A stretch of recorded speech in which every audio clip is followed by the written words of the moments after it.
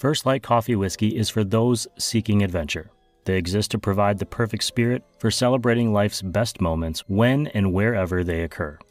Winners of half a dozen SIP awards, First Light's whiskey blends real coffee extract with American whiskey and organic agave. Head to firstlightwhiskey.com to find their original and dark roast whiskeys at your favorite beverage shops and cocktail purveyors. Shop now on firstlightwhiskey.com.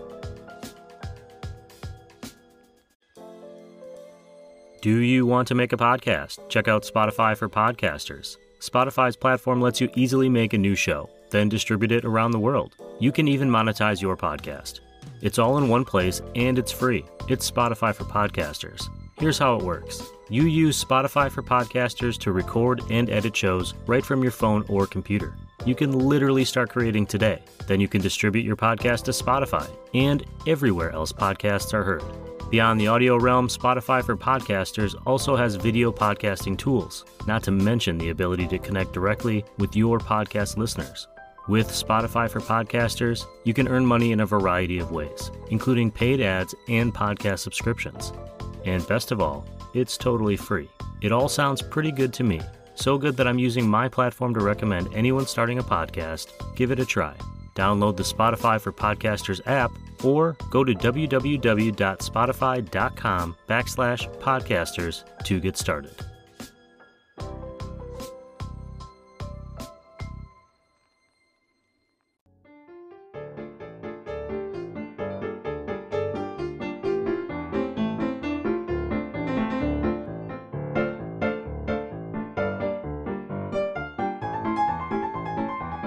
Hey, good morning, everyone. Welcome back to the Coffee People podcast presented by Roast West Coast.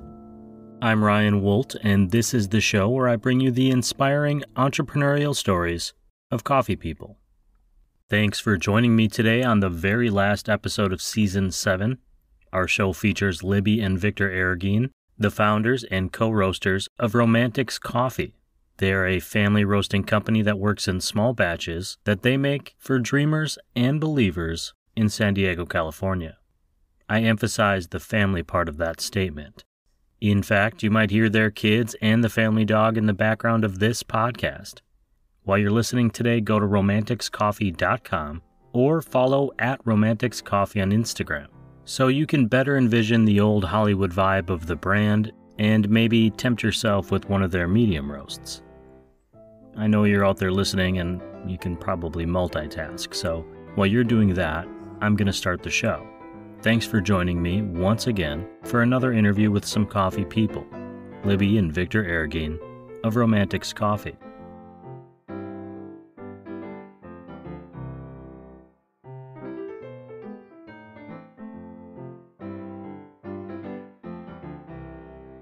I've got one more warning, which is we have a new puppy.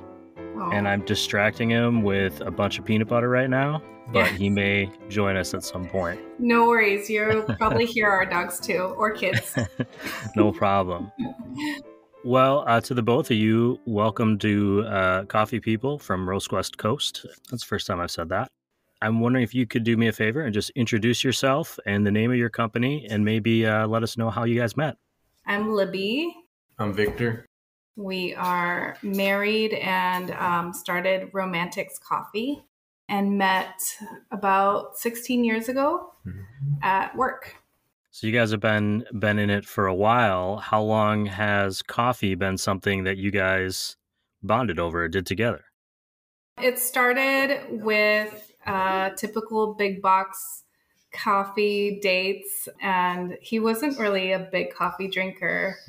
I brought more coffee into his life and then, started with the sugary drinks and moved into real coffee profiles. There's a place for both. I'm drinking a fairly terrible decaf coffee right now that I found in the liquor cabinet because I thought I wanted to have a cup of coffee with you guys. Nice. Well, let's just start with some history about the two of you. I'm assuming you both have kind of a different story that kind of meshes together at some point. But I'm wondering if coffee was, besides these big box dates, was part of your life before? Kind of if you remember your first experience with coffee that made you think, this is pretty interesting, and maybe going beyond that big box coffee and into something different.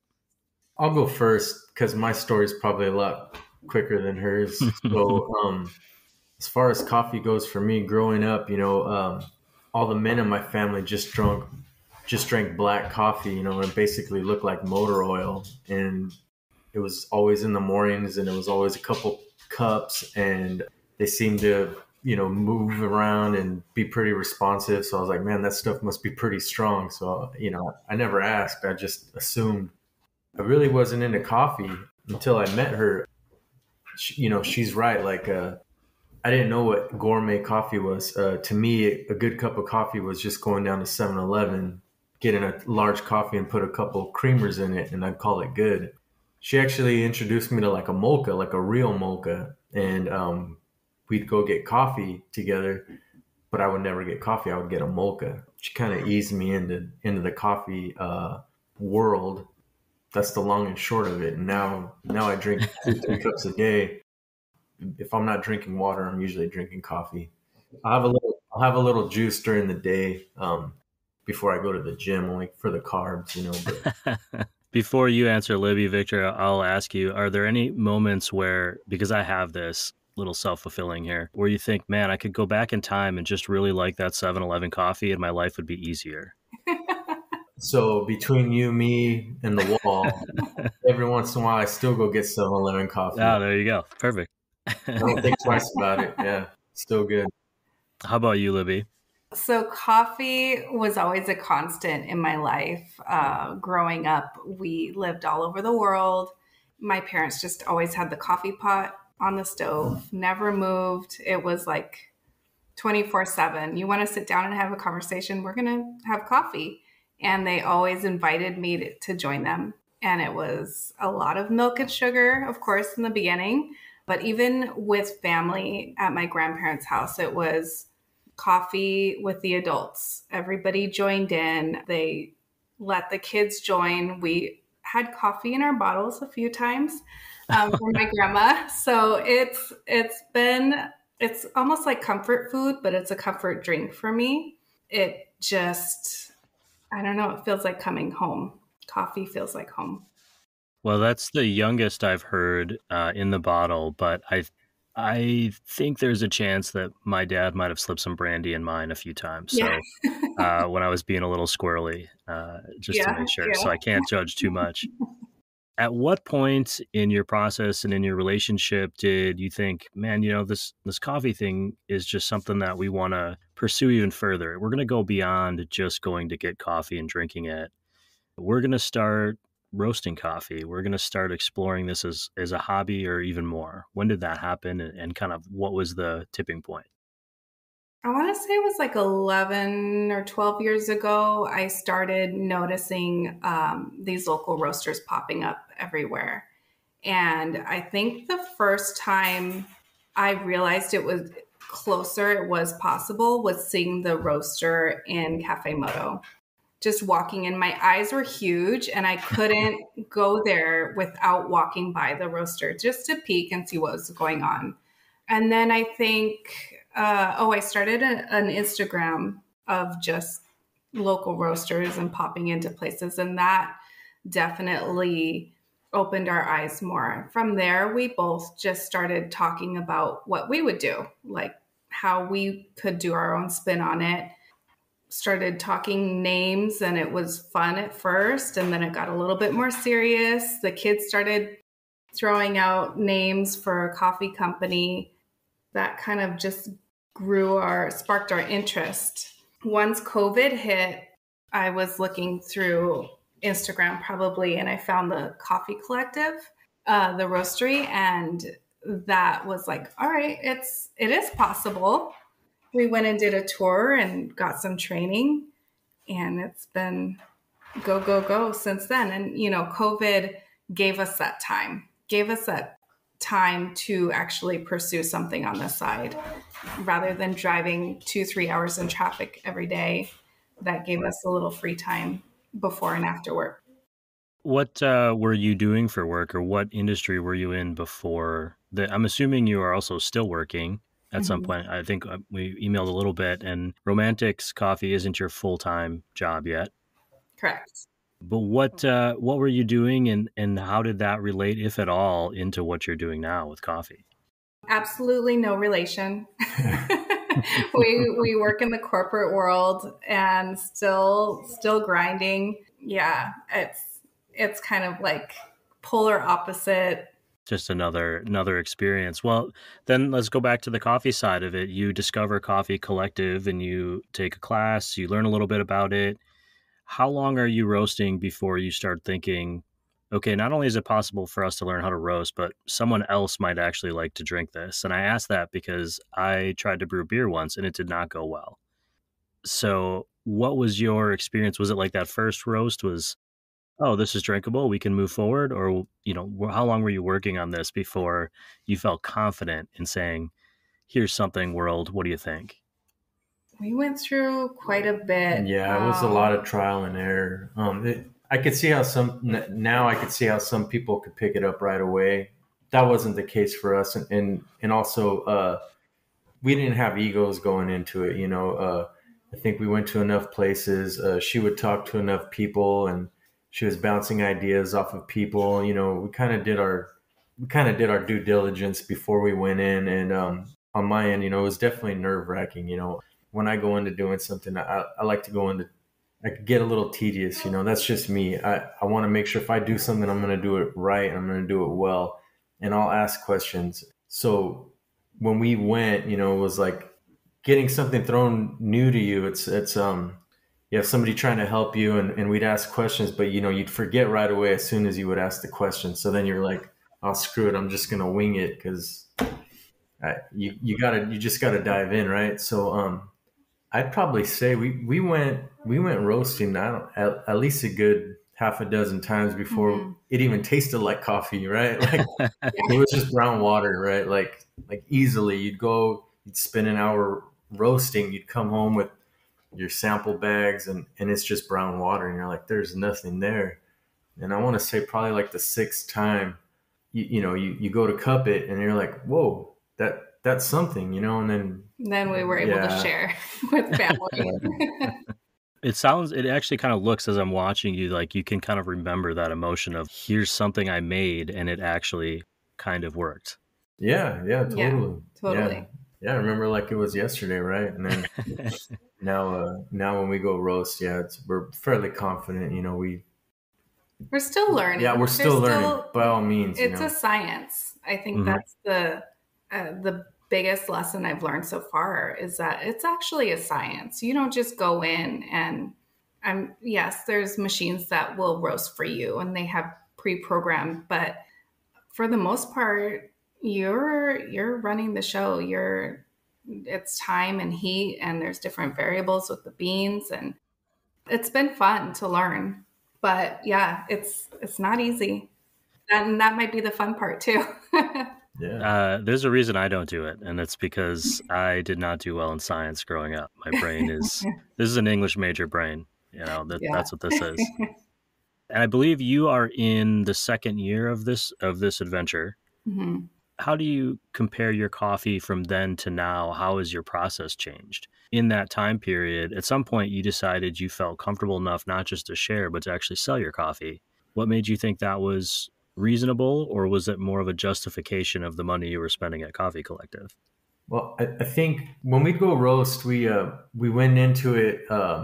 We really didn't tell anybody that it was going to be a company where we were going to like actually go out and sell coffee. It was something that we told people it was a hobby, and we were like, "Hey, try this out. What do you think?"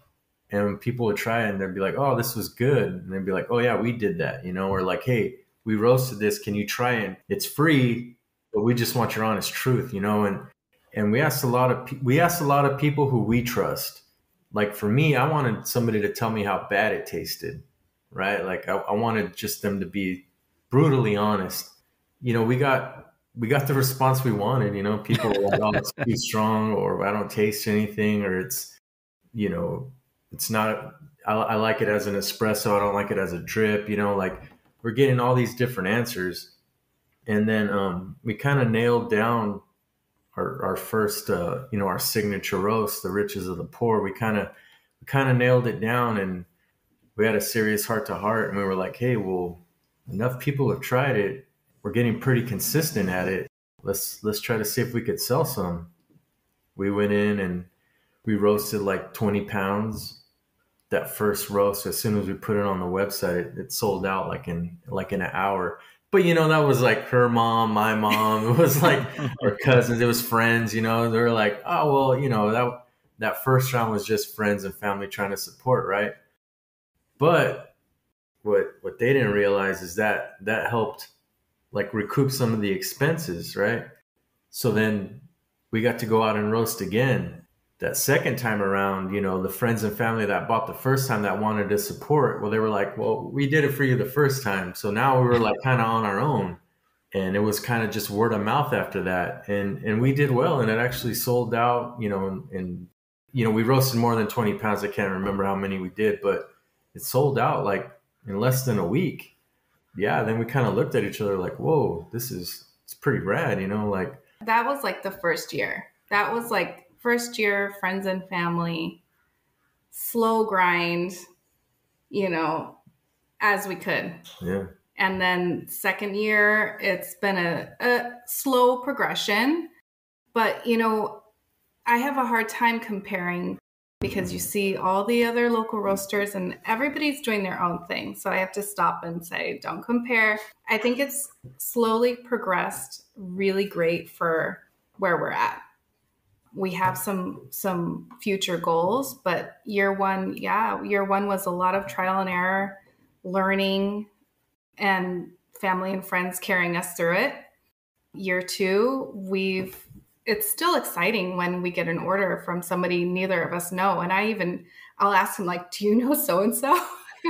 Because it's really awesome, and then they come back, and it's just, that's the payoff right there. It's people like it and they're coming back, and we don't know them. So I think that feeling sticks with you. I don't know that it goes away if you're still excited about what you're doing. I still feel that way. And at this point, my friends and family are sick of me after years of different projects. So I know it's not from them, but when I see something new and something come in and I don't know how they connected to me in any way whatsoever, I'll often like reach out and be like, hey, I just want to know, like, I'm super excited to see your name on this list, but who are you and where did you come from? And it's always exciting to hear that somewhere out in the world, somebody shared my stuff with them. And I think that's exciting. Let's talk about that. You have a website, your name, Romantics Coffee. I hope I'm saying that right or not skewing it a little bit. Where did the name come from and the branding come from? And you mentioned the name of that first kind of dialed in coffee, Riches of the Poor. What was the strategy for that? It sounds like, and I'll loop back a little bit to what you said earlier, but you might have had a name or some ideas for this before you were really even into it. So how did that get established? Where did that come from? Yeah, like I said, we would throw out names all the time, just random text each other a name, and one would veto it, or we'd be sitting at dinner and throw out names and the kids would say, no, that sounds terrible. We've always been kind of cheesy romantics in our relationship, and I like the feeling of it, not the lovey-dovey hearts and cheesiness. I like the feeling where, romance is found in loss and pain and fear and adventure. I like the little, your heart skips a beat kind of feeling. And that's what I want people to get from our brand. It's not all, hearts and cheesy. And it can be sometimes, but I think we both kind of resonated with that. Same thing with our names. We want them to be reflective of the brand, but not carried overboard, and hoping to carry that through. I was going to say that I don't see a lot of, I'm kind of scrolling through your social feed right now, actually, as we're talking, just kind of giving myself a reminder. I don't see a lot of hearts to begin with, but I feel a very classic old Hollywood vibe to it, like even in the font that you chose. Yeah. With the cursive. So with that, you start this company, you're doing it on the side, you've got a family, you're obviously very busy. How does this fit into your life as a couple? I mean, how does working together with your spouse work for you? It seems like you have a pretty good vibe together, so I apologize if I'm imposing. No. No, it's Yeah. Well, we met at work, but we've never worked together. So the company we work for has tons of office space. So we've never carpooled together. We've never worked together.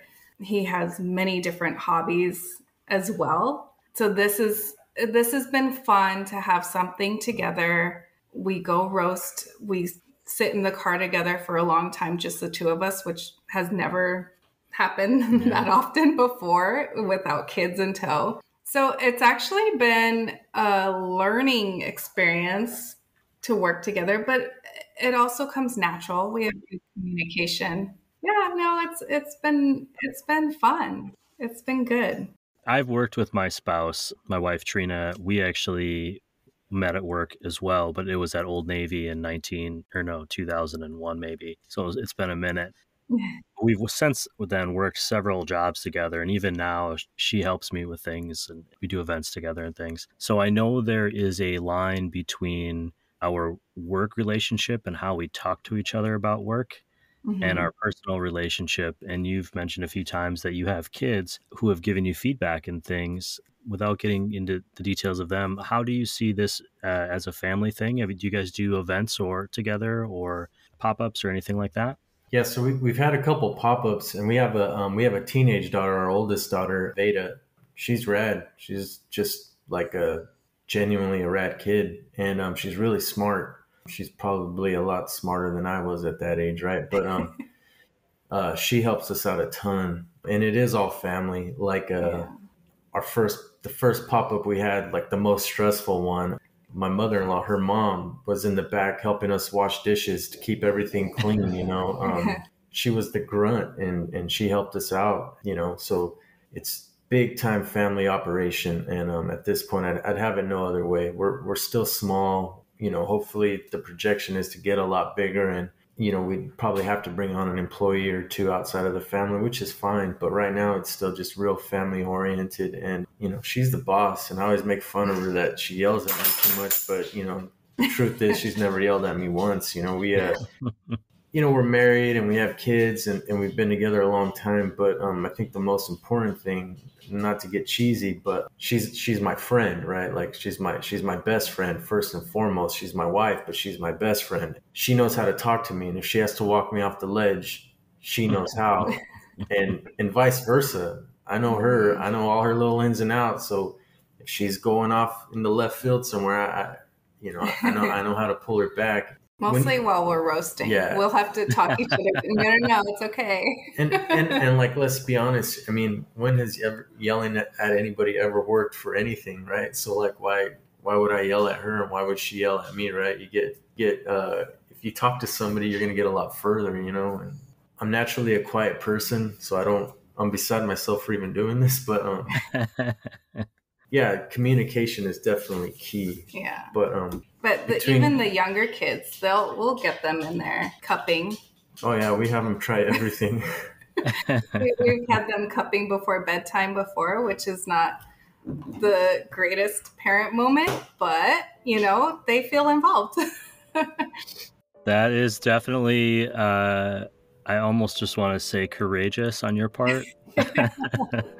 I'm just hoping, it runs through their veins and we have baristas in our future. Can I ask what you see the future as? I know you said growth, but does that mean growth online? Does that mean... And here we had a minor technical glitch. Hang on a second.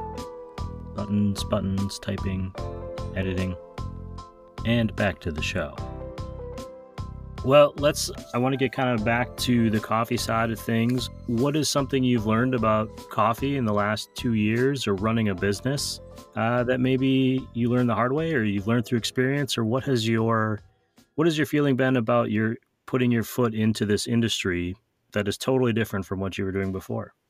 I think that just the roasting aspect has been a big learning curve. And like I said before, that the science behind it and learning how to adjust with different variables has been, I mean, for me, the biggest lesson that we're still learning with the business permits and getting all the correct licenses. It's, you read it all over the place that it's hard. Well, it is hard. And there's no clear handbook on what you need to do in a checklist. It's different for everybody. Mm-hmm. So I think that's been the biggest hurdle for me. I know that for me, at least, there's different, when you say licensing out, that's always a challenge. I think California in particular is a challenge. It's a challenge. Mm-hmm. Even from neighborhood to neighborhood, the rules are different. Yeah, totally. Yeah, I was going to say, like, at least on my end, I enjoy the roasting, I really like the challenge and I'm always up to learning.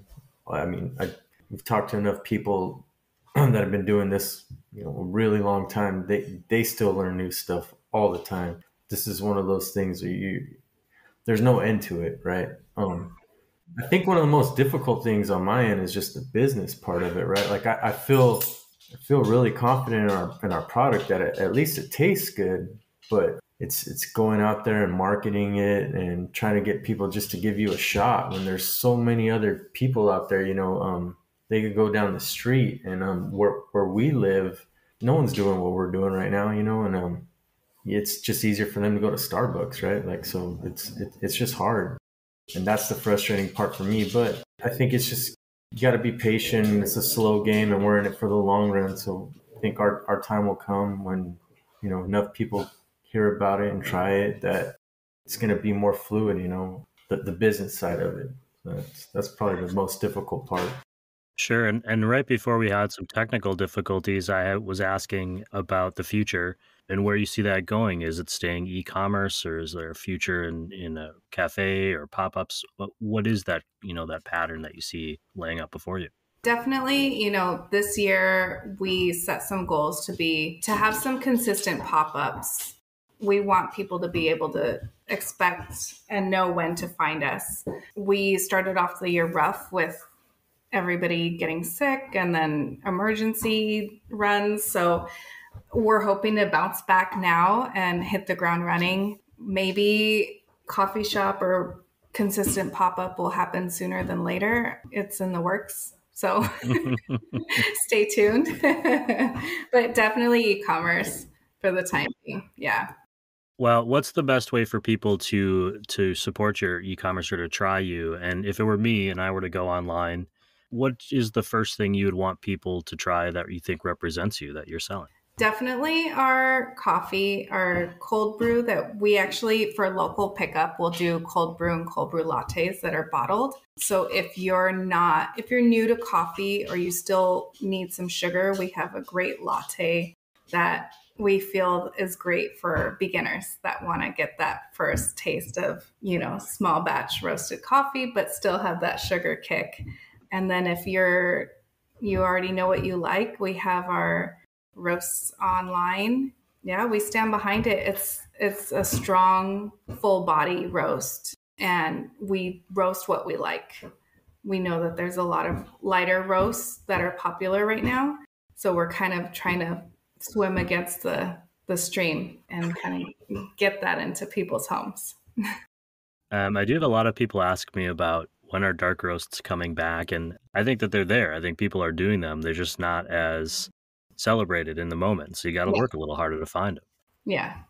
What did I not ask you about? What do you want people to know about what you're doing, if anything? And what did I miss? I don't think you missed anything.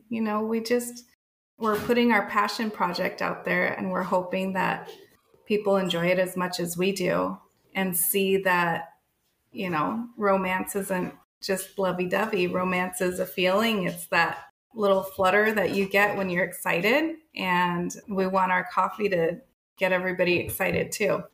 Last question then, before we get going today, is when you go out and you're stopping at a coffee shop, what do you order for yourself? I always do a cortado and Americano. I'll double fist to try both at every location. Yeah, I'm just a cold brew or iced coffee guy, so I can drink it when it's snowing outside or when it's 100 degrees. It doesn't matter. So it's usually going to be an iced coffee or a cold brew. I still do like my mochas. So I'm trying a mocha. And then really just whatever the house special is as far as a drip coffee. I'll try that too. Well, I would say that you've said this kind of term a few times about how you want the flutter of emotion of the heartbeat, being romantic.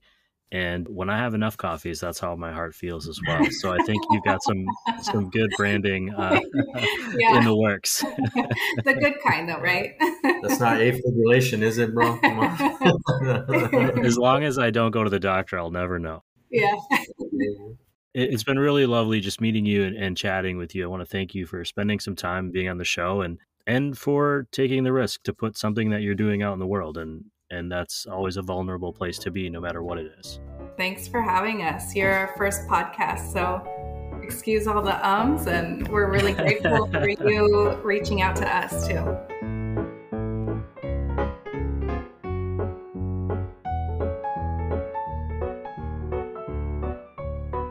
Okay, to recap, it's Libby and Victor and their kids and their dogs and their jobs and roasting coffee and starting a business. It's chaos and the way we all experience chaos, topped with the demands heaped upon entrepreneurs.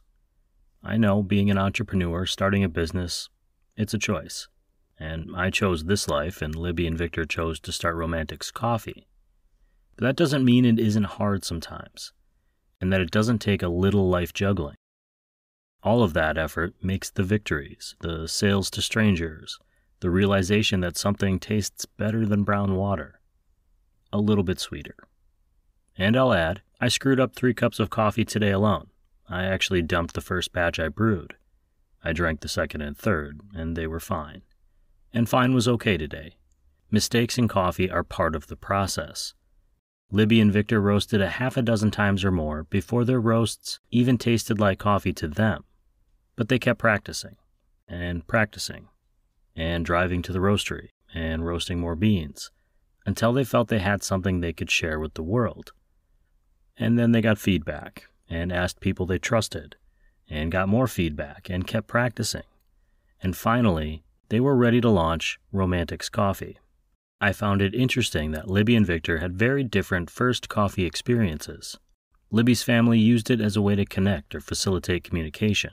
I love that aspect of coffee. For her, coffee feels like home. Victor's family approached it more for the boost, for the daily routine. Think back beyond the first cups you drank. What are your first memories of coffee in your life? Were you exposed to motor oil coffee like Victor, or your family drinking coffee together over the kitchen table like Libby? Or were you exposed to craft coffee, or in my case, it wasn't coffee at all. My first exposure came in the form of a coffee-flavored hard candy that I definitely thought was going to be caramel. I hated it so much that I didn't taste so much as a sip of coffee for the next 2 decades. Finally today, the payoff for Romantics Coffee isn't when someone tries it for the first time, or even when Libby and Victor see an order come in for a bag. It's when they come back for more. Those of you listening might be one of those people providing that payoff someday. You can get your start by heading to romanticscoffee.com. And you can follow their company, and in some cases family, journey on Instagram, @romanticscoffee. As always, I'll also include those links in this show's podcast notes and in the newsletter on roastwestcoast.com. If you already subscribe, you'll be able to find those links in your email inbox. roastwestcoast.com is also where you'll find the brand new Coffee Smarter Education podcast. I just got the stickers today. That's where you'll learn the ins and outs of making a better cup of coffee at home. Find the Coffee Smarter thread on roastwestcoast.com or search for Coffee Smarter on your favorite podcast platform. It's a platform I'm grateful to have, and this show doesn't get made without some incredible industry partners that include Café Laterre, Moster Coffee Company, Steady State Coffee Roasting, Camp Coffee Company, Coffee Cycle Roasting, Ignite Coffee Company, Maria Coffee, Cape Horn Coffee Importers, Zumbar Coffee and Tea, Ascend Coffee Roasters, and San Franciscan Roaster Company. A giant thank you to our partners and to you for listening and supporting this show. I'm looking forward to getting started on Season 8. We've already scheduled some great interviews, with guests from Craft 42 Roasters up in Canada and Roastar Coffee Packaging Company that's actually from my hometown in central Wisconsin. I'll be joining Roastar for some live afternoon podcasting events at next month's Specialty Coffee Association convention in Portland, Oregon. If you're headed that way, please reach out. I'd love to connect with you, give you one of those Coffee Smarter stickers, and maybe even get you on this show for a few minutes.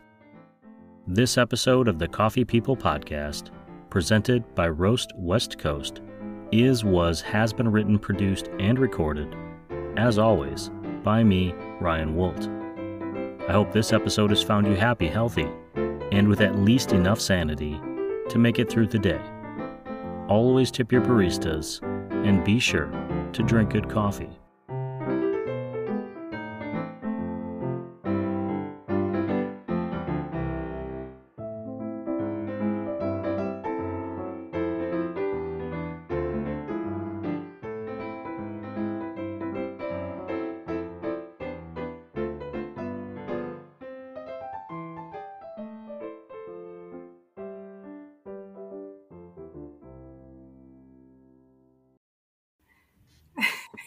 Sorry about that.